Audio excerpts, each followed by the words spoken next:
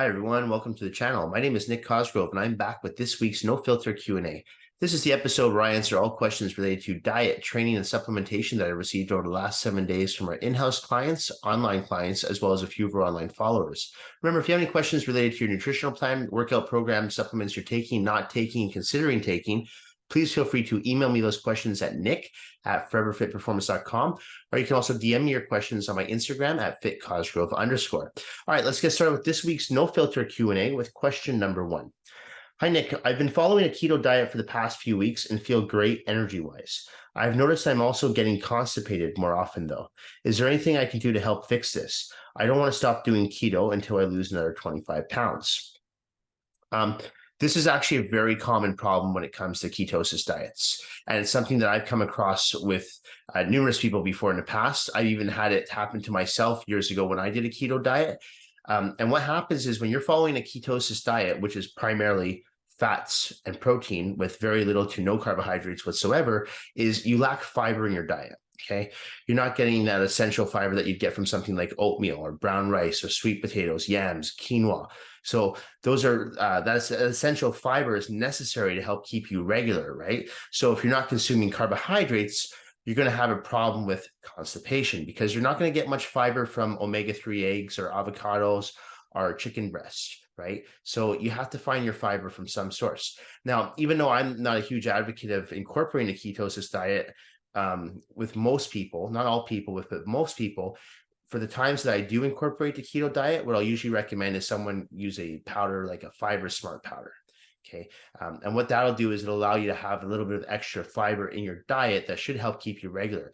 The nice thing with these fiber powders as well is they contain no carbohydrates. So if you are following a keto diet, you don't have to worry about going out of keto by incorporating something that has more carbohydrates. Because as you know, if you're following a ketosis diet, for most people, if you consume more than 20 to 30 carbohydrates a day, it'll knock you right out of ketosis. So there's quite a few fiber powders out there. The one that I recommend is called Fiber Smart here in Canada. You can pick it up at your local supplement store. You can order on Amazon, but that's a really good fiber to use. And my recommendation would be use about 2 scoops a day.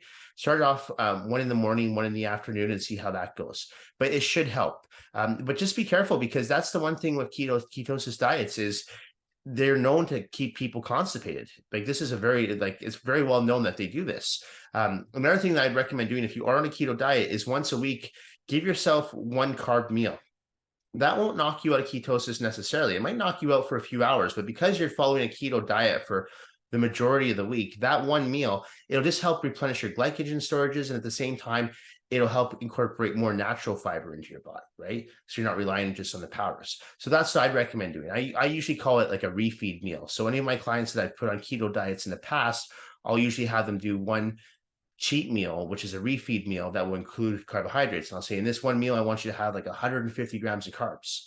And like I said, it might knock you out of ketosis for a few hours, but for most people, it doesn't. Because if you're following a ketosis diet 7 days a week for the majority of your meals, 6 meals a day, you know, of those 42 meals, you have 1 meal that contains carbohydrates. It's not going to really do much. So that's another thing I'd recommend. Okay. So pick up a Fiber Smart powder. That's the powder I'd recommend. And on top of that, have a refeed/cheat meal once a week that contains carbohydrates. This will base, what I usually base the amount of grams of carbohydrates is based on the person's goal. So the 150 grams is for like a 150-pound person. I'll usually go about 1 gram per pound. So if you weigh 200 pounds, have a meal that contains 200 grams of carbs. I know it seems like a lot, but I promise you, it's not going to have any adverse or negative side effects on you whatsoever. It won't knock you out of ketosis for too long. You'll still be able to be in a ketosis state for the majority of the week, and it'll help keep you regular. All right. Next question. Hi, Nick. I work at night 5 days a week and usually don't get home until 1 a.m. This is when I have my last meal of the day before I go to sleep. Is this too late to be eating if I want to lose weight? Based on your schedule, no, it's not. Because you're someone who works nights, right? So you have 1 meal before you go to bed. I see no problem with that. The whole idea when people say no carbs after 6 or don't eat too late into the evening, that's a myth that needs to die. You can still eat late at night and still lose weight. If let's say, for example, you are in a caloric deficit, you're trying to lose, let's say 5-10 pounds, and you go into a caloric deficit. And your baseline calories is you can't consume more than 2,500 calories a day. Okay, let's just put that out there. As long as you stay within that 2,500 calorie range, you say 2,500 calories, no more, you will continue to lose weight. So it doesn't matter what time of day you take in those calories. If you want to take all your calories at night, go for it. You're still going to go into a caloric deficit. That's your caloric baseline, and you're going to lose weight. So the whole thing of not eating late at night because you're going to sleep, it's nonsense. You don't burn more calories sitting working at a desk all day than you would sleeping. In fact, you burn more calories sleeping than you do sitting, right? So that's a myth that needs to die.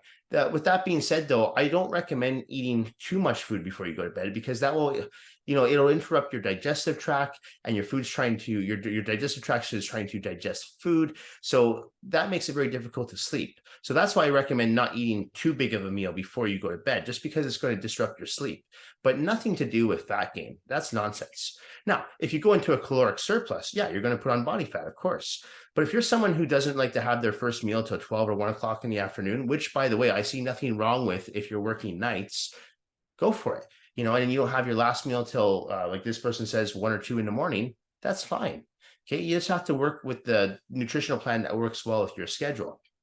The only thing I'd recommend is try to stay consistent with your eating habits, because it can throw off your thyroid a little bit when you're eating sporadically, right? You're just eating when you're hungry. I wouldn't recommend doing that. That can also throw off your insulin levels and your blood sugar levels. So I would get on a regular routine with your eating, try to eat every 3 to 4 hours if possible, okay? And that will at least keep you consistent with your diet. But if you work nights and your last meal is at 1 o'clock before you go to sleep, I say do it. Just what I'd recommend is try to keep it a smaller meal, preferably a meal that's high in protein and moderate in fats and very low in carbs, because that'll allow your body just to sleep better and digest the food more efficiently. All right. Hey, Nick, I love carbs, but they don't love me. Is there any way I can eat carbs without putting on fat? I've tried low carb diets before, but I've never had any success. I want to be clear that when we talk about carbohydrates and fat gain, you have to be able to distinguish between good carbs versus bad carbs. Okay, because not all carbs are bad. Simple carbs would be what we would label as bad carbs. So that might be something like muffins, cookies, right? Bread, most breads, right? This is stuff that we don't want to have. These are bad, simple carbohydrate sources, right? Flour, these are things we do not want. Okay. Now, when you talk about the good carbohydrate sources, like complex carbohydrate sources, which would be, again, going back to the oatmeal, the yams, the sweet potato, the quinoa, these are good carbohydrate sources. So they actually allow your body to fill up glycogen storages more efficiently. There's high fiber content in them, and they allow you to actually perform at optimal levels, both in the gym and just on a daily basis from day-to-day activities. So it's not that those macronutrients are essential, but they don't really make you fat. Now, anything in abundance is going to make you gain weight. So whether you're having too much fats or too much protein or too much carbohydrates, if you have too much, yes, you will gain body fat if you're not exerting energy and burning it off. So don't just think that all carbs are bad, because I promise you they're not. Myself personally, I consume close to 800 to 1,000 carbs a day, and I'm not fat. So it shows you that, because of my activity level, I burn through them. But the carbohydrates I consume are good complex carbohydrates. I don't consume simple carbohydrates. So we want to stay away from the carbohydrates that are high in sugar, right? As I mentioned, the cookies, the muffins, even things like the flour and stuff like that. Like, we want to stay away from that type of food, right? It's not good quality food. Even some types of pasta, I know some people consider pasta to be a complex carbohydrate. I don't. I think pasta is very heavy. So I don't usually recommend people have pasta on nutritional plans. Save it for a cheat meal, okay? That's the first thing. So to answer that question is, you can have carbohydrates, just make sure that they're complex carbohydrates. Now, I can't tell you how much carbohydrates to have, because I don't know your body weight. I don't know your activity level. I don't know your workout program. So I don't know any of that information. So I can't tell you how much carbohydrates you should be having. However, what I usually do for most of the clients I work with is I'll take the amount of weight they weigh. So let's say someone weighs 200 pounds and they say to me, Nick, I want to get down to about 185, 180 pounds. I'm like, okay, well, we'll put you on a 5-day workout plan. So they're working out 5 days in the gym. They're 200 pounds, maybe start them at 20, 30 minutes of cardio, depending on where they're at with their fitness level, if I'm working with a man or woman, their age, all this stuff. What I'll do, though, is to figure out their carbohydrates, I'll usually take their body weight and times it by 1. So if someone weighs 200 pounds, I'll give them 200 grams of carbs to start. Okay, complex carbs. So again, from the oatmeal, the brown rice, the quinoa, and so on. If that person is not losing weight, I will then either start to decrease their carbohydrates by usually about 15 to 20 grams per week, or I'll increase their cardio. Again, this will depend on the individual that I'm working with. Okay, so it's not a one size fits all program. But typically that's what I do with most people when I start them on a weight loss program. Okay, if I'm trying to get someone to gain weight, if I'm working for hard gainer, I'll use that same formula, but I'll times it by 2. So if I'm working with that 200-pound individual, now I'll give them 400 grams of carbs.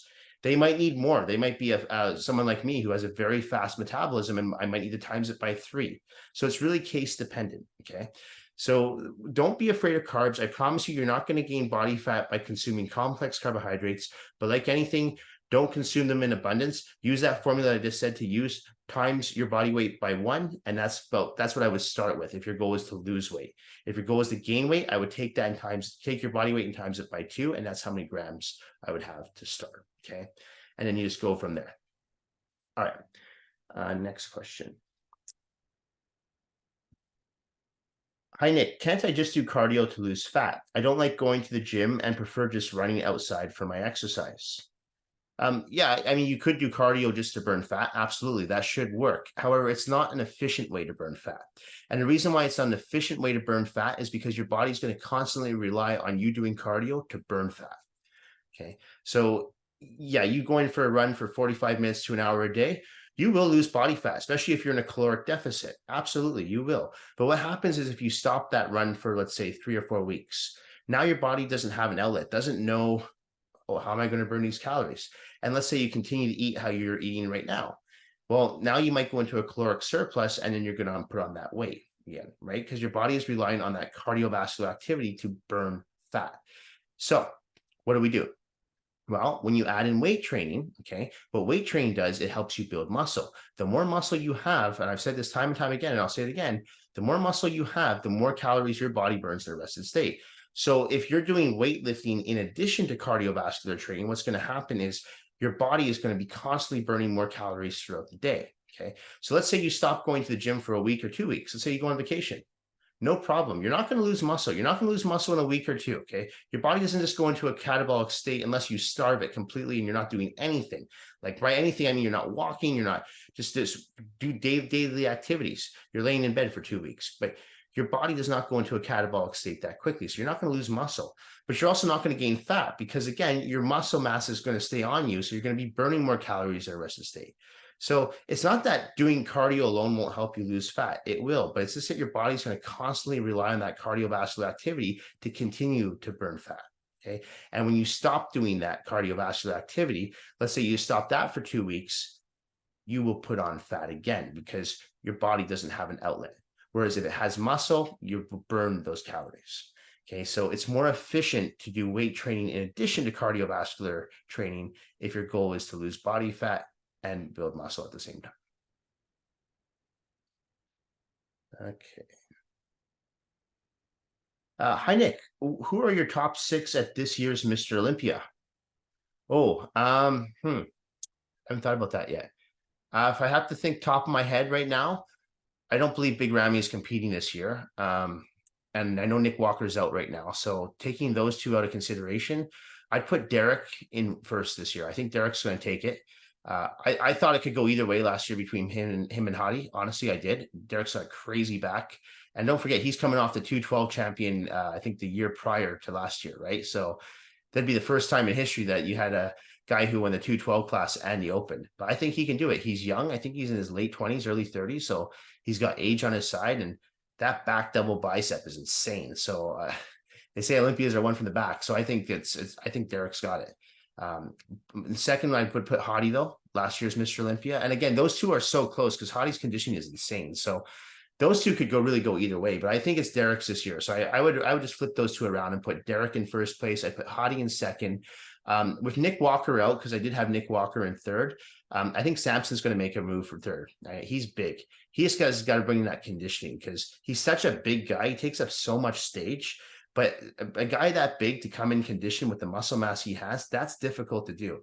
And I know he won the Arnold earlier this year. He looked amazing, but still, he wasn't the most conditioned guy on stage. So I think he's going to take a third place. And to finish up with the bottom 3, 4th, 5th, and 6th, I think I want to say Andrew Jack in fourth. I think, he's a tall guy. He still has to add on some muscle, but he's like Samson. He's such a big guy, and he actually brings the conditioning to the stage. So I can see him taking fourth. And then as far as fifth and sixth go, I like Brandon Curry. Brandon Curry was 2018 Mr. Olympia. I think he's great. I don't think he has the same type of physique, especially in the lower body, to match these guys, though. So I can see him finishing as high as fifth place.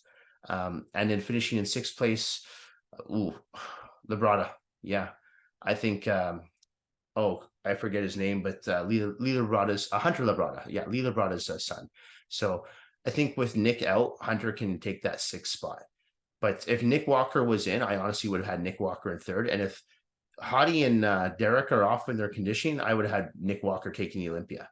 Nick Walker's a freak, right? He just doesn't have the prettiest physique, but he's a freak. So yeah, I would have Derek in first, Hadi in second. I'd have Samson in third, Andrew in fourth, and Brandon in fifth, and I'd finish with Hunter in sixth. That's who I think are going to be a top six at this year's Mr. Olympia. I'm usually wrong on these things, so we'll see. We'll find out on Saturday night. Right now, as I'm recording this, it's Friday afternoon, so right before the prejudging. So I could be completely wrong. I've been completely wrong in the past. Very rarely do I nail it right away, but until we see the actual live stream and the videos and the photos, it's really hard to say. All right, next question. Nick, I'm a 42-year-old woman and have been training with weights and doing cardio on a daily basis for almost 1 year now.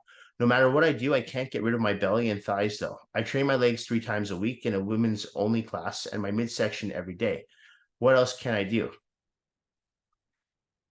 Here's the thing. First of all, more is not necessarily better. So training your legs 3 times a week, the first thing I hear when I see that, or when I read that, is that if you're training your legs 3 times a week, I don't care. There's no way you're training your legs hard. I'm sorry. No way.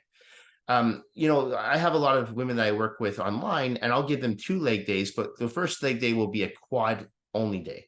And the second leg day will be hamstrings and glutes and calves. So they're not doing the same muscle group. I don't have a single one of my clients doing barbell back squats twice a week or 3 times a week. I don't have any of my clients doing leg press 3 times a week. I don't have any of my clients doing hip thrust 3 times a week. No, it doesn't happen, because the way that I have my clients train is with the utmost amount of intensity. So there's no way that they can do barbell back squats 3 times a week.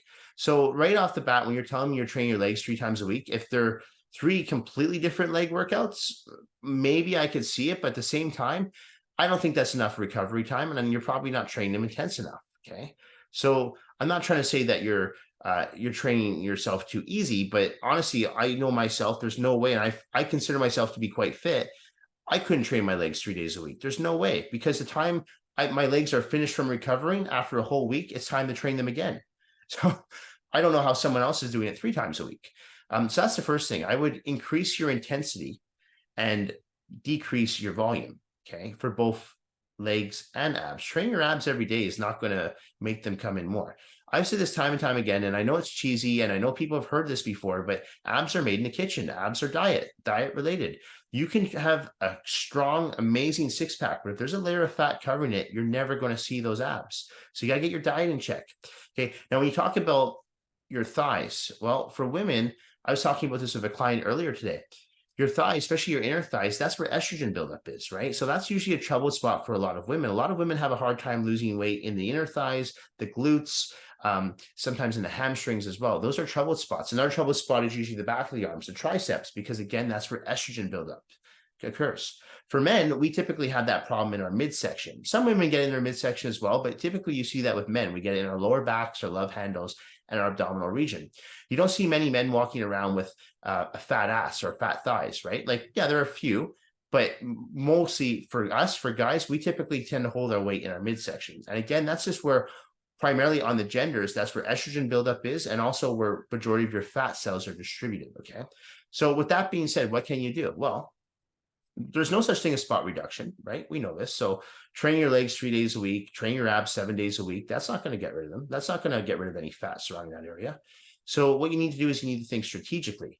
And what I mean by that is when you're doing legs, for example, well, when you're doing a barbell back squat, rather than do a basic straight set, do your 4 sets, and your last set, you finish up, clean the plates, and off you go. incorporate some drop sets, throw in triple drop sets. If you don't know what a drop set is, go on my online coaching app and just type in triple drop set. You'll see exactly what that is. I've gone over that before. Okay, that's a great way to bring out more muscle density, more definition. Okay, make that hard muscle belly. As far as the fat, well, that's a combination of diet and cardiovascular activity. So I'd be looking to say how often you're doing cardio or how much cardio you're doing. But if you're not already, my recommendation would be to start focusing on doing more cardiovascular activity, like on the stair mill or the stairmaster, right? That'll help not only lose the body fat, but it'll also help, again, strengthen your glutes and hamstrings and make those muscle bellies more hard and dense, in addition to your leg training. Okay, so that's one way too with the cardiovascular activity. And then when it comes to dietary nutrition, well, your diet needs to be in check. I don't know your diet, so I can't tell you what you're doing right or wrong, but I would be looking at that. So if you've been training for a year and now you're like, okay, well, I need to tweak a few things, I would be looking at reducing the volume, the frequency, I should say, of the amount of times you're training your legs and abs. Take that down to once or twice a week for the legs, take that to 3 or 4 times a week for the abs max, and really focus on the intensity. Incorporate lots of drop sets on your legs. Make sure you're training your abs with no resistance. I mentioned that last week on the channel. Abs should always be done body weight only, okay? And get your diet in check. Make sure you're following a good diet plan, and that's essential.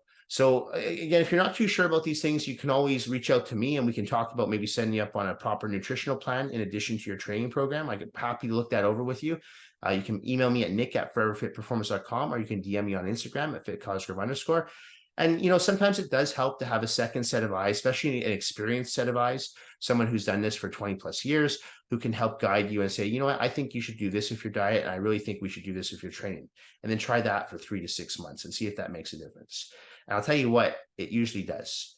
Because sometimes and I'll even speak for myself here, sometimes we're so focused in the routine of what we're doing, we just get lost and we get frustrated because, we keep trying to do the same thing and we're not getting the results. Well, we know doing the same thing over and over again and expecting a different result, that's the definition of insanity. So sometimes it does help to have that second set of eyes. And it doesn't have to be me, but my recommendation is to work with someone who is experienced and knowledgeable in this field, because that can really make a huge difference. Okay, so a knowledgeable and a reputable coach can make all the difference when you've hit a plateau of your training and you're trying to lose fat and build muscle and improve your overall health. All right. Okay. Nick, how do you keep your clients motivated when they stop seeing results? I find it very discouraging to go to the gym when I see little to no change in my body from week to week. Well, rather than focus just on the physical results that you get from working out, you need to also focus on the internal results. And a lot of people forget about that. So how do you feel when you go to the gym? How do you feel after a workout? Well, most people will tell you when they're finished a workout, they feel great. They feel more focused. They feel more energized, right? They feel just more confident and better about themselves. So even though they're not noticing changes in their physique, because let's face it, when you've been training day in, day out, week in, week out, if you're not a beginner, it gets more challenging to see those results because there's only so far you can go, right? Without the usage of anabolic steroids. So as a natural lifter, you have to start thinking, well, I'm getting way more out of this than just the physical benefits. I feel better. I can go up a flight of stairs and I don't have to catch my breath, right? I feel great. I can bend down and I don't have to worry about my lower back going out because I have a strong core, right? So all these things help. So rather than just think, well, I don't really have a great set of abs, or my biceps are not that big, or my glutes could be bigger, or my, more striated, or whatever it is, start thinking internally, what are the workouts giving you back? And when you start thinking like that, it really changes your mindset going into each workout. And it's easier to stay motivated because you're like, if I don't do this workout today, I'm going to feel like crap. I'm going to feel low energy. I'll probably cheat on my diet. I'll probably be in a pissed off mood. I'm speaking for myself here. So I know that the workout will help keep me grounded, keep me focused, keep me energized.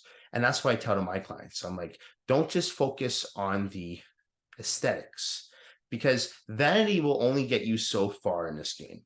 I've always said that if vanity gets you into the gym, great. If that's a goal, and you say, hey, I want to build a better looking physique, great. But that can't be your long-term goal, because as we get older, our physiques will change, and usually not for the better. We've seen when people age, like you can only fight father time for so long, right? And we're all going to age, right? It's going to happen. So you have to have a long-term goal. And that's why I tell people all the time, I'm like, You need to focus on how this is benefiting you, not just physically, but also internally and mentally. Okay, mentally is huge. There's a lot of people who suffer from depression, and when they go work out, they feel much better because, again, regular exercise releases endorphins. Endorphins allow us to feel better, right? As I said, they allow you to think more clearly, stay in a more positive mind frame. So, again, don't just focus on the physical benefits, but also focus on the internal benefits, what's going on mentally, and just overall how you're feeling. And that will help keep you motivated to go to the gym on the days and the weeks and the months that you're not seeing results with your physique, because that will happen. All right. Okay. Next question. Nick, my cholesterol levels are very high, and my doctor told me I need to stop eating foods that contain lots of fats. I told him that my diet is pretty clean, and the only fats I consume are from your plan, which include eggs, avocados, olive oil, salmon, nuts, and peanut butter. He told me to stop all these foods immediately for the next 3 months and then go back and have my levels checked again. Is he right? No, no, no, no. He's not right. He's not right. You know, I feel like a broken record saying this, but when it comes to taking dietary nutritional advice from a GP, I wouldn't do it. Okay. I wouldn't. First of all, healthy fats, if anything, are actually going to bring down your LDL levels, which are your bad cholesterol levels. Healthy fats are going to help elevate your HDL levels, which are your good cholesterol levels. So he is completely wrong. Okay. So don't do that.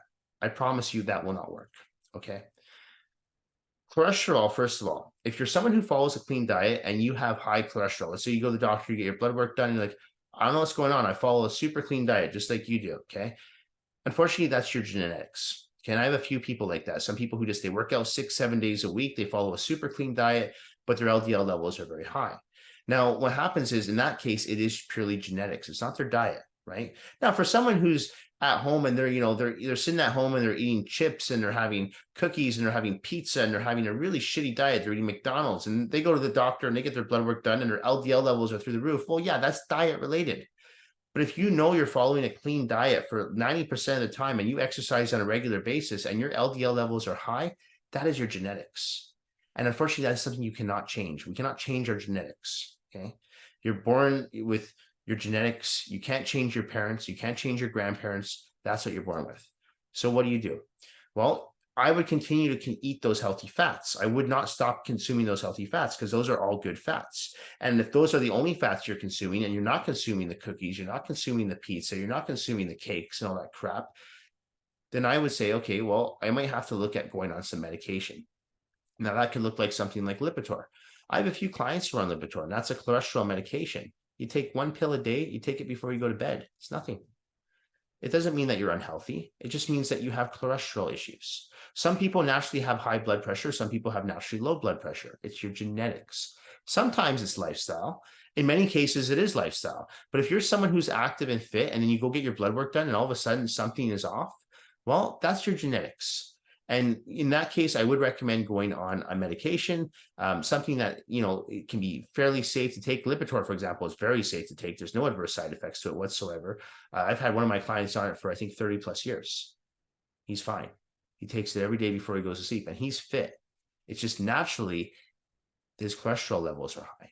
His father passed away of a heart attack at 52. That's young to have a heart attack, right?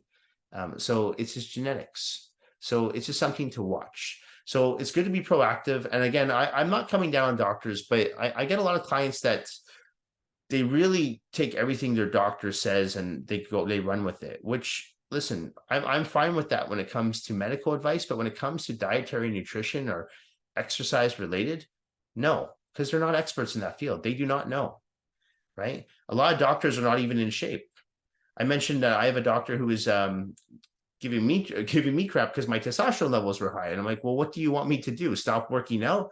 And he's like, well, just ease off on the weights. My doctor's a great guy, but he's got a belly. It's really hard for me to take advice from someone who's not in shape about exercise and fitness and diet. I just can't do it. I can't.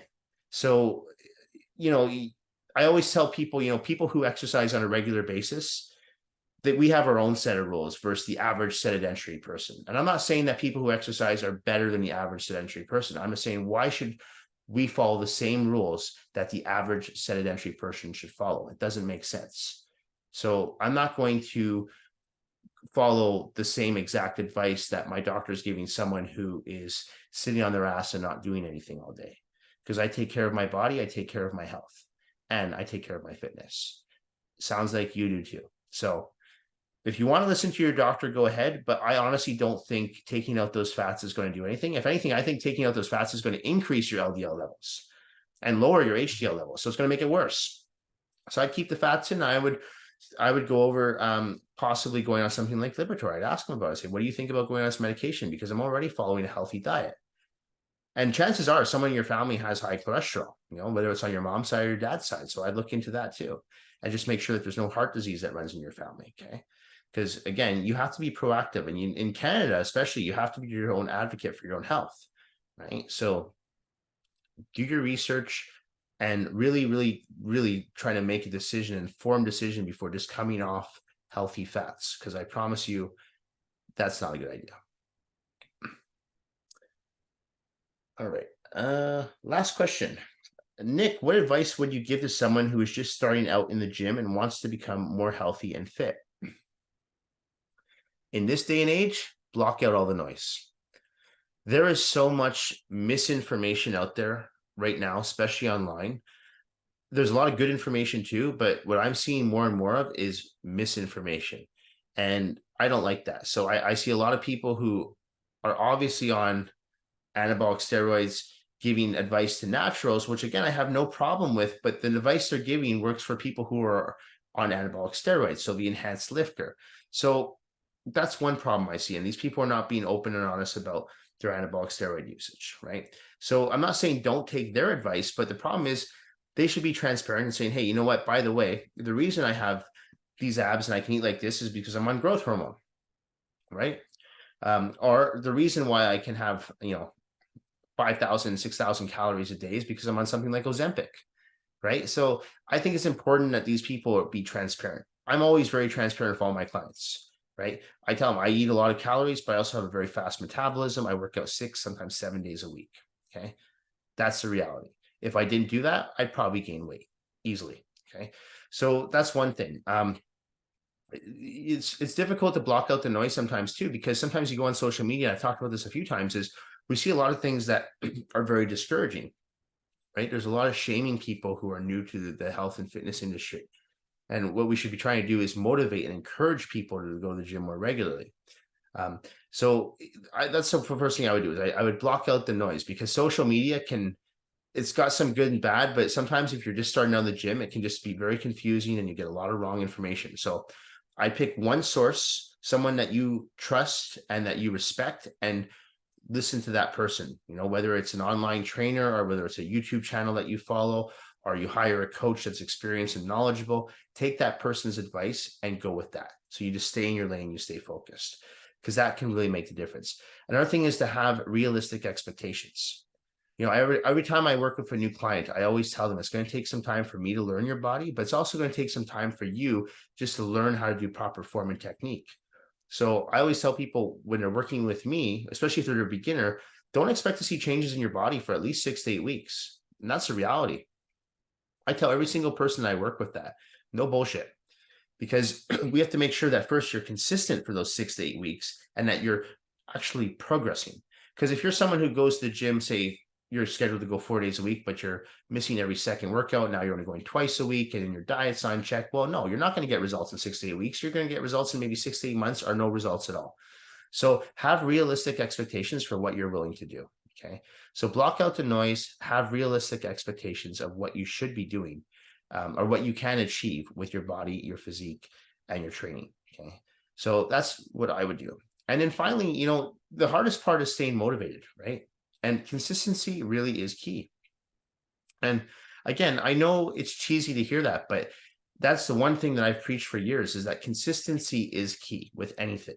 So you have to be going on a regular basis, which means you have to be going on the days that you don't want to go, right? You have to be eating the clean diet when you don't want to eat the clean diet, because if you want the results, you have to put in the work. Okay. And that's like anything in life. So if you're not willing to put in the work, don't expect to have great results. If you're going to put in mediocre work, you're going to get mediocre results. And if you're okay with that, fine. If you're okay with the status quo, great. But manage your expectations accordingly. Okay. So block out the noise, set realistic expectations. Okay. And that's going to really make a big difference with how you approach your training. Find something that keeps you motivated. Okay. And that could be anything. And again, like I said, if aesthetics gets you into the gym, great. But that will only keep you in for so long because you will hit a plateau with your physique. So you're going to have to find another way to keep yourself motivated on a continuous basis. Okay. So that's what I'd recommend. Okay. So that's the third thing is try to find something that will keep you motivated and consistent. Okay. But honestly, if you make that change in your life, they say it takes 21 days to develop a habit, and I believe that. So if you can stay consistent for at least 3 weeks, you've turned weightlifting into a habit. Okay. And then once the results start to come with your physique, you get more motivated, right? But during those times when you don't see those results, it's like I said on one of the other questions is you've got to find something else that motivates you. And that usually comes internally. So listen to your body, how you're feeling, the more energy you have, how you think more clearly, how you feel better. You feel more positive, you feel more energized, right? You work better, you're more productive. So focus on that because that will also keep you motivated on the times that you're not seeing results of your physique. Anyway, that's it for this week's No Filter Q&A. This episode will be going up on Tuesday, November the 7th. As a reminder, if you do have any questions related to your diet, training, or supplementation, please feel free to email me at nick@foreverfitperformance.com, or you can DM me on my Instagram at @fitcosgrove_. Thank you all for watching. Thank you guys for supporting my channel. Thank you for supporting my business, and I will see you all next week. Bye for now.